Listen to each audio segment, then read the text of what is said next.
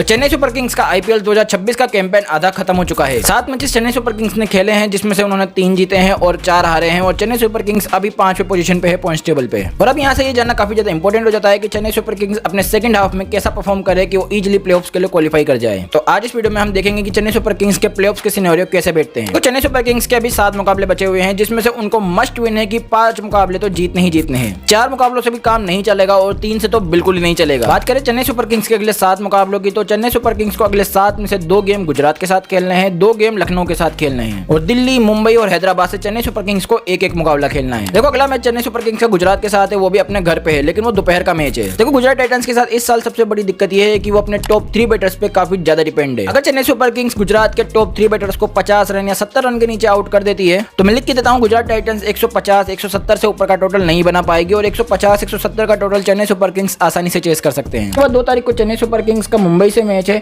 और Chennai super Kings इस बार अपने घर पे खेलेगी, लेकिन ऑनेस्टली बताऊं तो मुझे नहीं लगता चेन्नई सुपर किंग्स अपना अगला मुकाबला मुंबई इंडियंस से जीतने वाली है, क्योंकि मुंबई इंडियंस अब ऑलमोस्ट आईपीएल से बाहर हो चुकी है और हमने आईपीएल में ये देखा है कि जो टीमें ऑलमोस्ट आईपीएल से बाहर हो जाती है वो बाकी टीमों का भी खेल बिगाड़ देती है। और मुंबई इंडियंस के लिए वही बात अब सबसे बड़ी लागू होती है कि घायल है इसलिए घातक है। इसलिए मुंबई इंडियंस के सामने चेन्नई सुपर किंग्स को संभल के रहना होगा और वो एक बहुत टफ मुकाबला है। उसके बाद चेन्नई सुपर किंग्स को दिल्ली से मुकाबला खेलना है और वो चेन्नई सुपर किंग्स का अवे मैच होगा। देखो चेन्नई सुपर किंग्स का जो दिल्ली के साथ गेम है वो भी काफी ज्यादा टफ होने वाला है, क्योंकि दिल्ली के साथ जो पिछला मुकाबला था वो भी भाई काफी ज्यादा क्लोज चला गया था। संजू सैमसन की सेंचुरी भी आ गई थी और जेमी वॉर्टन ने भी काफी ज्यादा अच्छा स्पेल डाला था, इसीलिए चेन्नई सुपर किंग्स वो मैच जीत पाई थी। और मुझे लगता है कि दिल्ली कैपिटल्स को एक बार फिर से चेन्नई सुपर किंग्स हरा देगी। उसके बाद चेन्नई सुपर किंग्स के 2 सबसे बड़े मुकाबले आते हैं लखनऊ सुपर जायंट्स के साथ। देखो लखनऊ सुपर जायंट्स के साथ मैं मान के चलता हूं कि चेन्नई सुपर किंग्स के बोनस मैच है, क्योंकि चेन्नई सुपर किंग्स को लखनऊ सुपर जायंट्स को दोनों के दोनों मैच हराने होंगे तभी कुछ बात बनेगी। देखो लखनऊ सुपर जायंट्स इस साल काफी ज्यादा बेकार क्रिकेट खेल रही है और लखनऊ सुपर जायंट्स को मुझे ऐसा लगता है कि चेन्नई सुपर किंग्स को दोनों के दोनों मैच ही हराने पड़ेंगे तभी कुछ बात बनेगी।